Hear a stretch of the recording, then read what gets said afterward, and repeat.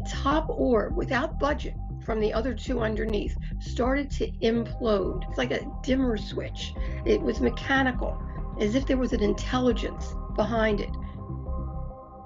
While reports of flying saucers dominated UFO sightings for an entire generation, today there's a new type of craft that seems to be threatening our skies. It's fast, it's mysterious, and to me it's a lot more frightening than its predecessor. It's the Black Triangle. This is the Basement Office.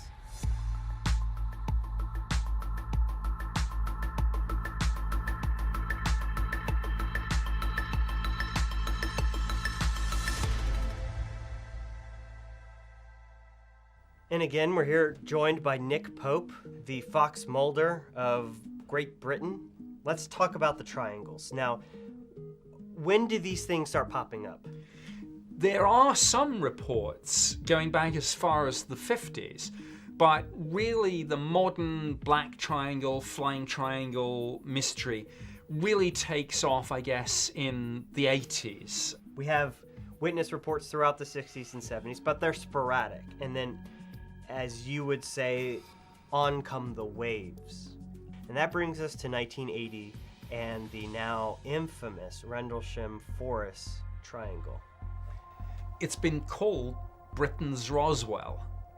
And these are military personnel, U.S. Air Force personnel, go into the forest to investigate lights, and they see this, I think they estimated 10 foot solid black triangle, and it levitates. And this thing, unlike most UFOs, actually landed. So he really did get up close and personal with it. Rendlesham, of course, you could write a whole book about. In fact, you did write a whole book about Rendlesham.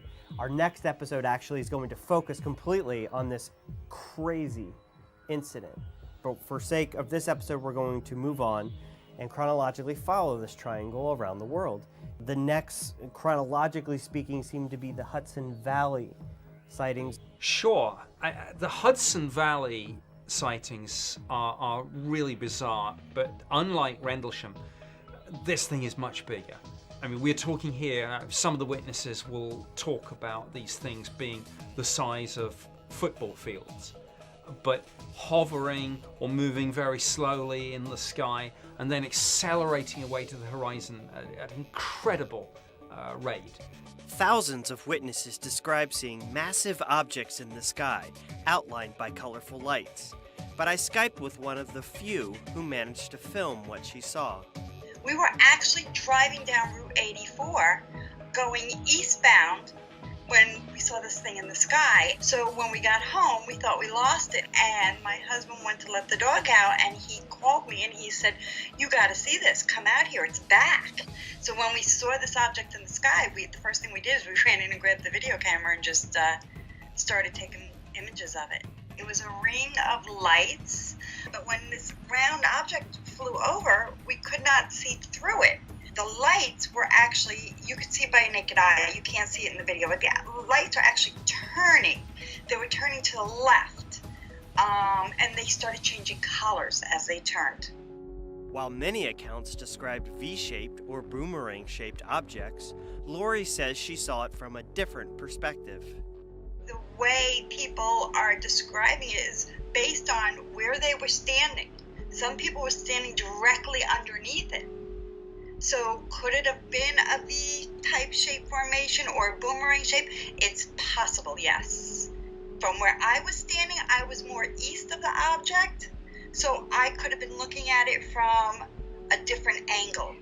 It's constant. It's night after night, week after week, month after month of the same thing, correct? Yes, and people are beginning to think, why aren't the authorities doing something? Or maybe the authorities know all about this and maybe there's nothing they can do.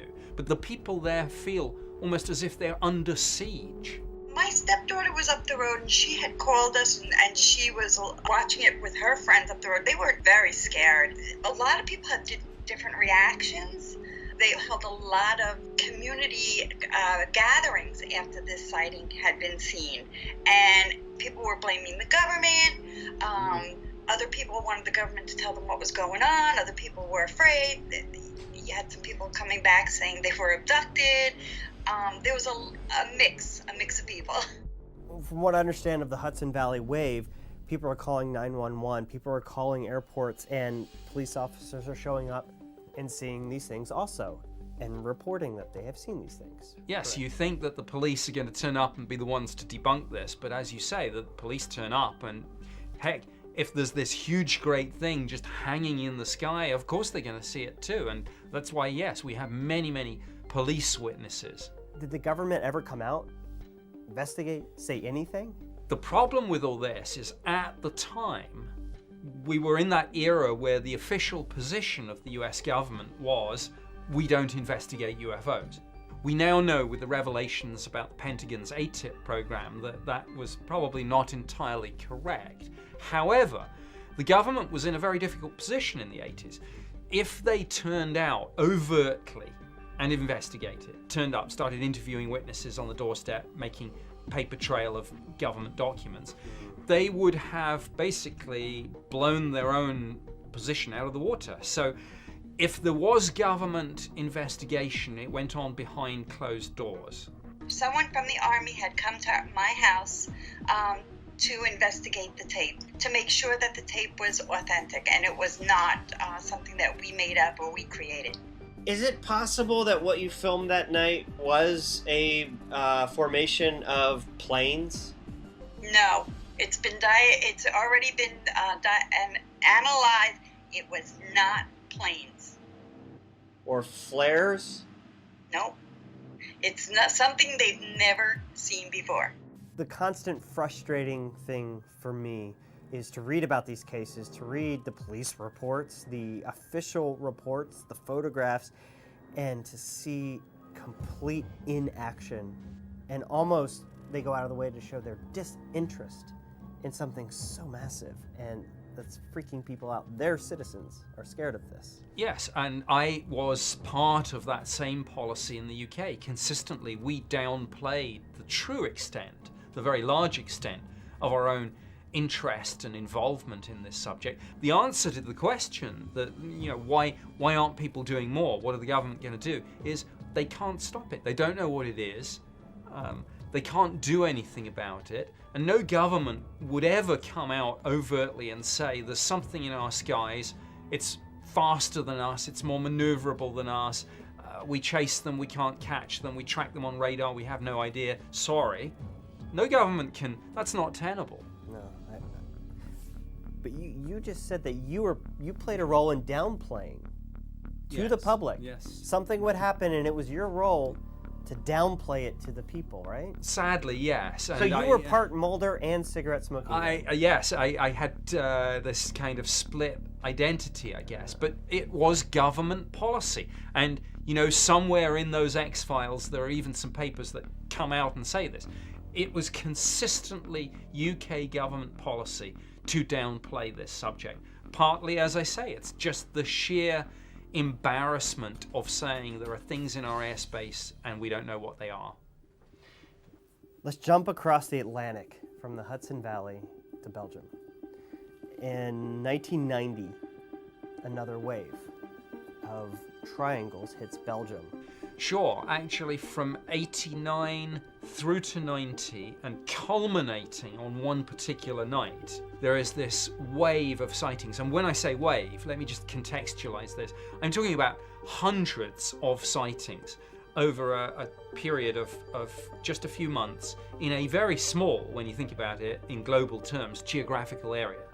So this wave of sightings with many of the witnesses being police officers. For example, I've seen reports of police officers on patrol jumping into their car, trying to chase some object that they've seen, picking up the phone, calling the Air Force, saying, what's going on in our skies? And then there's this one night, March 30th, late on March 30th, early hours March 31st, 1990, a huge triangular UFO is seen over large parts of Belgium. The Belgian Air Force track it on radar on both the Belgian national radar system and that's part of the wider NATO integrated air defense system. They scramble two F-16 fighter interceptors those jets go up. The pilots get a lock on to this object with their airborne radars. So it's been tracked on the ground, in the air. The pilots are repeatedly vectored towards this UFO. And every time they get close, the UFO breaks the radar lock, moves, the pilots have to reacquire it, and a game of virtual cat and mouse takes place in the skies over Belgium. At what point is that famous photo taken from the underneath?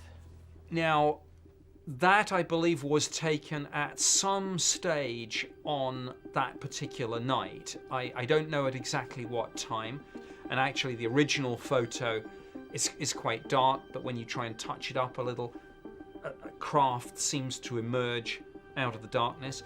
The main thing that I take away from Belgium before we move on is, of all the people in different places there who saw something, many of them were either interviewed, asked to draw something, this person over here and this person. And when you look at the collection of drawings and sketches and descriptions, it's eerily similar. Absolutely, it is the same craft. And by the way, I have spoken to the Belgian general, Wilfred de Brouwer, who led the official investigation into this, and he talked me through this in great detail. And also, when I was at the Ministry of Defence doing the job on the UFO program, we made inquiries of the Belgians through our embassy, and we spoke to General de Brouwer, we spoke to the two F-16 pilots. The official conclusion of the Belgian government, I mean, they came out and said so, is this was real, and we have no idea what it was. Approximately 140 UFO sightings were reported. Hundreds of people saw a majestic triangular craft with a span of approximately 120 feet, powerful beaming spotlights moving very slowly without making any significant noise, but in several cases accelerating to very high speeds. In short, the Belgian UFO wave was exceptional, and the Air Force could not identify the nature, origin, and intentions of the reported phenomena. Thank you very much. Oh my God, dude. And it's the Belgian government officially, on the record, publicly, is like, that's a UFO. Yes, there are declassified Belgian Air Force documents that set all this out. I've read into the Belgian wave. We're not going to go any further into it, but I suggest anyone watching, there are some crazy details behind these sightings. Let's jump back across the Atlantic to Arizona, 97. Now I know the Phoenix Lights, one of the most famous bulk wave sightings ever. Do these lights belong to visitors from outer space? Hundreds of people across the valley think it's a distinct possibility. Eyewitnesses who saw it say it's like nothing they've ever seen before. UFO watchers are calling it a dramatic event. And folks who witnessed this strange sighting are calling it simply unexplainable. So I did a Skype interview with Dr. Lynn Katai, who took video footage of the Phoenix Lights. And this footage has been used everywhere. It's famous footage, and this is what she has to say about it. The first time I had an experience with the Phoenix Lights, this was less than 100 yards from our home, and it was a uniform amber color throughout, and it didn't glare at all. Every other light out there glared. And as we both watched, the top orb, without budget, from the other two underneath, started to implode. It's very difficult to describe in logical terms, because it was like a dimmer switch. It was mechanical, as if there was an intelligence behind it, and got smaller and smaller, slowly getting smaller and smaller till it was pea-size, and then disappeared. Nothing even remotely similar to these orbs showed up for 2 years, until 2 months before the mass sighting. This was January 1997. I noticed 3 huge orbs, but at a distance. So I ran downstairs, I grabbed my video camera, I get out to the pool area. I got about 18 seconds worth, and the battery went dead. and it was fully charged. I run in, I grab my 35 millimeter, I run outside on the balcony. As I'm ready to shoot the 3, suddenly 6 lights across, equidistant from each other, massive span, over a mile wide, pops up over the 3. It was unnerving. And when analyzed, and all my photographic evidence was analyzed extensively by university and military optical experts, and the conclusion were that these lights were true unknowns, that whatever I captured on 35 millimeter to this day cannot be explained or denied. And many people on March 13th, 1997, thousands of people, saw actual craft. I spoke to a witness who, and I said to try and get a sense of this, well, how big was this thing and how low was it? And he said to me, Nick, if I had thrown a rock at this, I would have hit the underside of it. Everyone was just stopped. Cars were pulled up. They were looking out. They were pointing. And so for every witness we have, and we have like dozens if not hundreds, there are probably hundreds if not thousands more who saw it, but who have never come forward officially and gone on the record. Years later, the governor himself comes out to admit that he also, this is of course once he's retired and it won't kill his career, comes out and says, yeah, I also saw it that night. I saw a triangular craft. I saw something that defied logic and challenged my reality. I witnessed a massive delta-shaped craft that silently navigated over the Squaw Peak area in North Phoenix in the evening, and it was truly breathtaking. And it was just such a cool moment for those other witnesses to have their former governor kind of back them up. It was, but of course that's quite controversial because at the time... he treated it like a joke. He treated it like a joke. He did a press conference. In costume. And what he did is he said, we have identified the culprit. And he had his chief of staff come out dressed in an alien suit. Don't get him too close to me, please. It's, you know. Now, this just goes to show that you guys are entirely too serious. Well, of course, it got a laugh, and the media then treated it as a joke. He subsequently apologized for that. He said, frankly, the only reason he did that is he was worried that the whole situation was descending into almost mass hysteria. We managed to lessen the sense of panic at the time, but I also upset quite a few of my constituents. Well, I'd like now to set the record straight.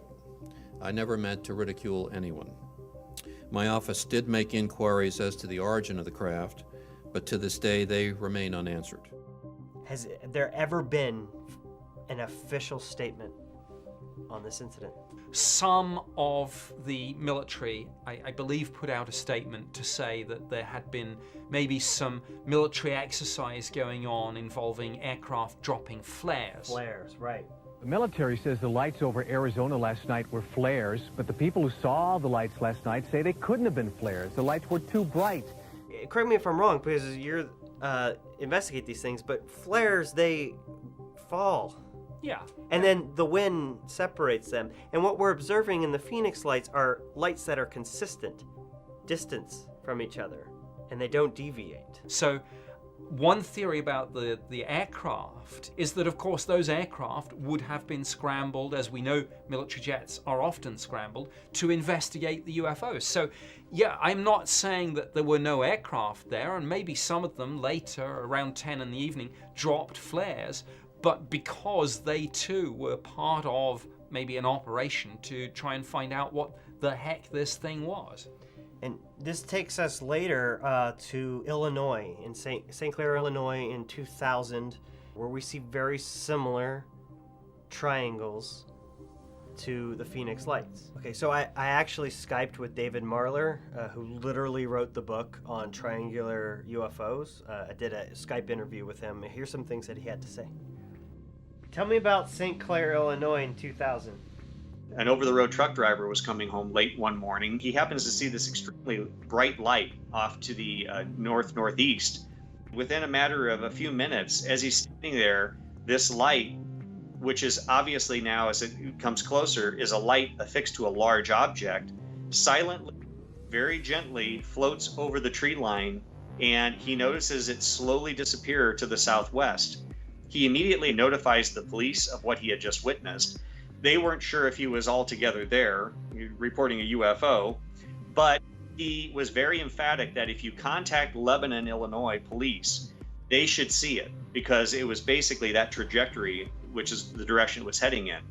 They contact Officer Ed Barton, and he's making a joke about it initially. We have the dispatch tapes where you can hear the officers talking to each other. But very shortly, his skepticism erodes. Be advised, there's a very bright white light east of town. Looks like it's just east of Summerfield, and it keeps changing colors. I'll go there and see if maybe it's an aircraft. It doesn't look like an aircraft, though. The object came directly overhead, and what he witnessed was a large, essentially isosceles triangle. This object was above me about 500 feet, and it was huge.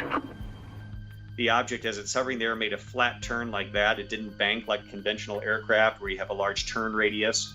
Made a flat turn, executed that maneuver, and then rapidly accelerated in the blink of an eye to the southwest. He immediately gets on the radio, states, well, whatever it is, it seems to be headed towards Shiloh, which was the direction of the next neighboring town in that direction. 10-4, well, whether it's a plane or not, it's heading westbound now.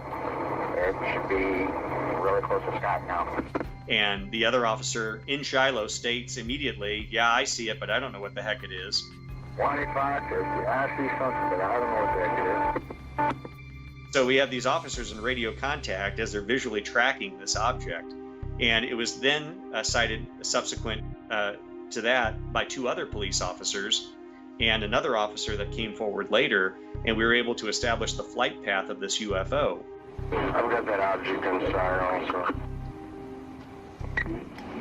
Are you serious? It's huge. It was, most witnesses described it as triangular in shape with various lighting characteristics. But all of them, with the exception of one, stated it was completely silent. One officer said he thought he heard a slight humming or droning sound with the object, but highly unusual. What's interesting about the case is the caliber of the witnesses, the fact that it flew in very close proximity to Scott Air Force Base, within 1 to 2 miles, yet Scott Air Force Base denied any knowledge of it. We have an official statement that they weren't testing or supporting the test of any aircraft in that area at that time. The radar system was down, so we didn't have any radar data associated with that. The ability for this object to hover, rapidly accelerate, and do so with a complete absence of a sonic boom is highly suggestive that this is someone else's technology. And 4 years later, there was another mass sighting in Illinois. So we have the footage of this, but basically in Tinley Park, on more than one night, a large triangular formation of lights is seen over the city, videotaped by residents. When they zoom in on the lights give off a cherry red, with almost, it looks like a rainbow of lights spinning in each of these things. And again, I think to the naked eye, these look like three individual things, as I think people saw the Phoenix lights as individual little lights. What we're looking at very often with these triangular UFOs is a flat triangle with the witnesses essentially being underneath it. You're suggesting that these are actually attached on the corners of a craft. Yes, you're looking at three lights at each tip of the triangle, and very often, and it's interesting, we see this with Tinley Park, I think, a hint of a fainter, maybe whiter light bang in the center of the underside of this thing. Now, are any of these things navigation lights, and in which case why would they need lights, or are they connected, as many believe, with the propulsion system of this UFO? In this age where everyone's got a cell phone that shoots 4K video in their pocket, where are the Phoenix lights now? Where are the Tinley Park lights? Where are the Hudson Valley lights?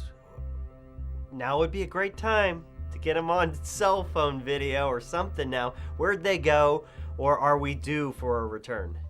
This is an events-led phenomenon, and I think your second point was probably the answer. We are overdue for a huge mass sighting, and in this modern age, with ubiquitous cell phones and things. Yes, if something on the scale of Hudson Valley or Phoenix Lights happens today, it will be undeniable. There will be hundreds, if not thousands, of high quality photos and videos. Nobody will be able to deny it, and maybe, just maybe, it will push the whole question over the line. It will take us from a situation where we have evidence to a situation where we have absolutely definitive proof. Well, I can't wait, Nick. I don't know. Who knows? Yeah. It could be a while. It could be next week. It could be tonight. That's why I say this is events led. You just never know when the next absolutely mega case is going to hit. You may have another Roswell tomorrow. You may have another Hudson Valley the day after. You may have another Rendlesham next week.